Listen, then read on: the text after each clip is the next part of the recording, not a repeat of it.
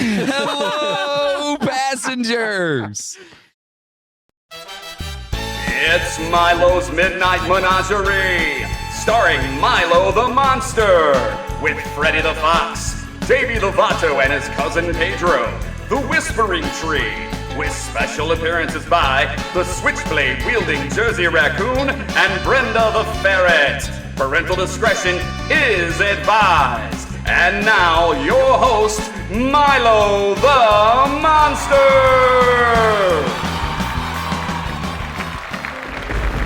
Good evening, passengers, and welcome to Milo's Midnight Menagerie. Since the boys went on a ghost hunt, this week we're going to recap a story of horror and abduction. The story was featured on the Midnight Train podcast episode titled Alien Abductions. So feel free to go back and check it out. Now, this story has been told so many ways and so many times, and is also one of the most documented abduction cases on record. So we felt it deserved a recap. So without further ado, I give you the tale of Betty and Barney Hill.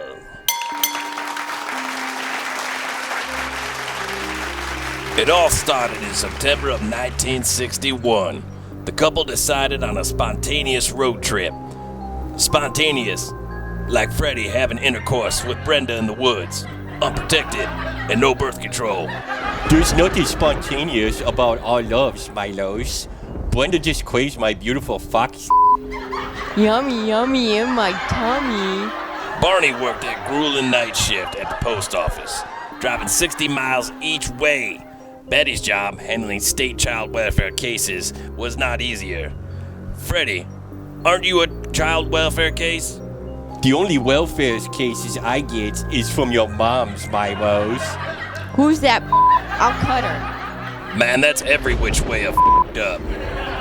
After 16 months of marriage, Betty and Barney considered this trip through Montreal and Niagara Falls as their delayed honeymoon. They left so impulsively they had no time to go to the bank before it closed for the weekend.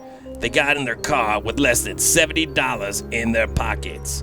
Passengers, you know who else has less than $70 in their pockets? Yep. On the last night of their 3-day trip, Barney figured they could beat the storms from an approaching hurricane. They left the diner around 10, thinking they could reach their house in New Hampshire between 2 and 3 at the latest. As they drove, a strange light in the sky gave another reason to hurry. Now, passengers, I don't know about you, but if I saw a big in the sky shooting a stream of something into the cosmos, I'd probably figure it's the end of times. The light seemed to move with the car as Barney steered down the curving mountain road. Sometimes it seemed to move toward them in a game of cat and mouse. It had to be an illusion, they thought. The couple pulled over to get a closer look. Using binoculars, Betty saw that the white light was really an object spinning in the air. Passengers, why has no one questioned why the this couple in the 1960s happened to have a set of binoculars handy? Like they just happened to have them in Betty's purse? Or maybe Barney kept them in the trunk of the car? Anyways, the night was too quiet for a helicopter, or a commercial plane, or even a military jet. Barney didn't want to scare Betty, but he was becoming concerned. About 70 miles past the diner, the object hovered just above the treetops, approximately 100 feet above them. Here to give us an insight on treetops is none other than the Whispering Tree. Well, isn't this just a peach? I think about all the warm and fuzzy lights that appear in my own private special forest. Sometimes the lights tickle my fancy. Have you ever had your fancy tickled? I like tickles, especially from a warm fuzzy light. Yeah. Anyways, Barney abruptly stopped the car, keeping the engine running. He grabbed a handgun he had hidden beneath the seat into his pocket and rushed into the dark field, leaving Betty in the car. Passengers, so far, a 1960s vacation checklist looks something like Gun? Check. Binoculars? Check. Leave wife behind in the car? Check. One time, I went on vacations and I only packed a shovel and a pail because I built sandcastles with moats and bridges. So cool. What Barney saw was as big as a jet, but as round and flat as a pancake. My God, what is this thing, he recalled thinking. This can't be real. Behind rows of windows, gray uniformed beings seemed to look right at him. Barney recalled he tried to lift his hand to his pistol, but somehow couldn't. Here to comment on pistols is Davey's cousin, Pedro. Aquí en México, la policía te checa el coche para ver si no traes armas. Y cuando ven que no tienes armas, te dicen, ¿te gustaría que te diera una? Porque aquí es muy peligroso. También, las balas son muy baratas. Aquí una bala cuesta lo mismo que un taco con habanero. Taco con habanero. Yum. Aquí hay muchas balas y muchos tacos. Sí, señor. Spoken like a responsible gun owner, Pedro. Thanks. Barney thought we're about to be captured. Yelling hysterically, he ran back to the car and sped down the road as Betty tracked the craft. Craning her head outside the car window, without explanation, a loud set of beeps sounded from the car's trunk. The couple felt instantly drowsy and lost consciousness. Here to speak about being unconscious is none other than Davey the Vato.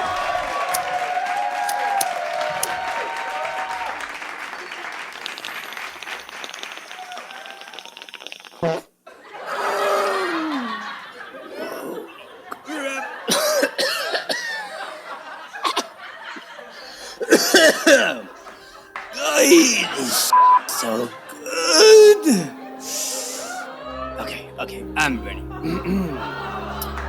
Hello, ladies and cabrones. This is your old friend Davey the Vato, coming to you live from the beautiful city of Mexico. I'm still recovering from the shot I got in my butt, but this medicine the doctors gave me, holy sh**, it's really helping me. So, in Mexico, there have been many cases of people being abducted, especially in the northern states of the country, cabrón, where there are mountains and valleys. People claim they have been seeing weird-looking things flying in the sky. Yes, in the sky. And then, people disappear. They claim they were abducted by this weird spacecraft. But don't forget, the northern part of Mexico is where the cartels and drug lords have their bases.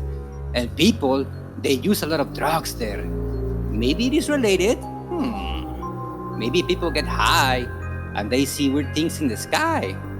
And then maybe they get kidnapped. Yeah. And since they are up high, they think there are aliens putting their little inside them and claim they are being studied in the butt. I don't know, cabrón. This is crazy. I would be super scared if I saw a light in the sky and I was being abducted by aliens?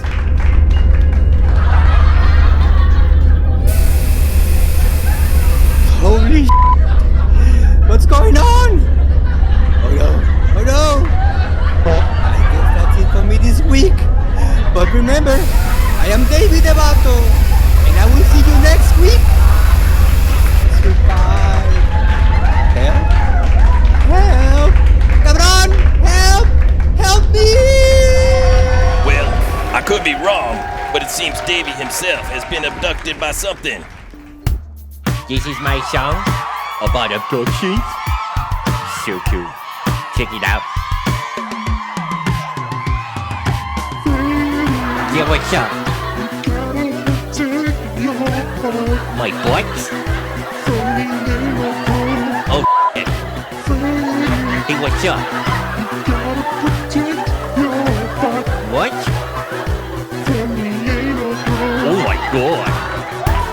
was a light in the sky, and it beamed down into my eyes.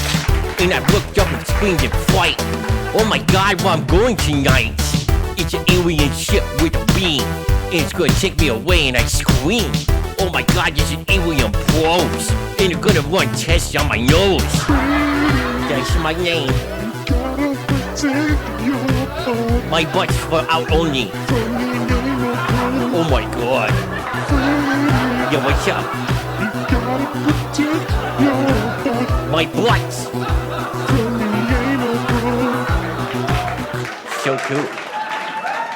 Freddy, sometimes I wish you would be abducted. Anyways, Betty and Barney came to around 2 hours later and 35 miles down the road. Once back home, they tried to make sense of the night. In coming years, with Betty suffering from disturbing night dreams and Barney developing ulcer and anxiety, the couple sought mental help. The two met a psychiatrist who specializes in hypnosis. Speaking of hypnosis, it seems the Jersey raccoon is a specialist. Hey, you getting sleepy? Eh? Hey, you want to hand over the lunchbox, eh? I'm going to count to 10, and when I do, you will open your eyes, hand over the lunchbox, and walk away. Okay? Yeah, I don't think that's how that works. But you're from New Jersey, so we don't expect much. My Uncle Rufus is from New Jersey, and he says the streets smell like pastrami sandwiches and cocoa butters. Back on track. Within months, the doctors helped Betty and Barney piece together what had happened. Passengers, we actually have acquired this doctor's report. Here to translate it into layman's terms is our own wise interpreter, the Whispering Tree.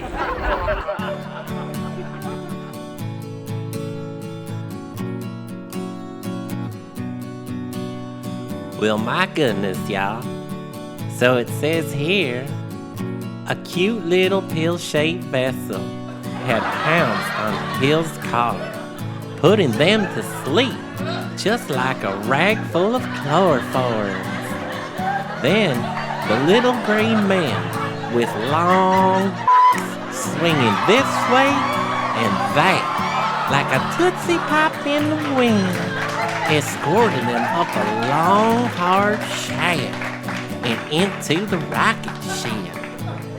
Once inside, they were separated like butt cheeks after eating tacos all week in Davey's country. Each was forced to climb up on a metal table. During the examinations, the beans removed Betty and Barney's clothes, plucked strands of their hair, took clippings of their nails, and scraped their skin. Each sample was placed on a serving tray, as if beans were making a cute little appetizer platter. After Betty's examination ended, the beans rushed back into her room excited. They discovered that Barney's teeth could be removed. Huddled around Barney, the beans began to fight over who would go Would it be Phil or Bob or Jimmy? Who knows? Why not have them all at once? I'm just gonna cut you off right there, Whispering Tree. I'm pretty sure that was not an actual report. Well, that about sums it up, passengers. What really happened to Betty and Barney Hill? Did they really get abducted? Were they really the first on record that we know of? Will Davey ever come back to Earth? Stay tuned till next week when we recap another episode of the Midnight Train podcast. Don't forget to hit that like, subscribe button, and share it with your friends. Go ahead and comment. Ask me a question. I'll answer it on the show. Don't be scared. And remember, keep your eyes on the sky.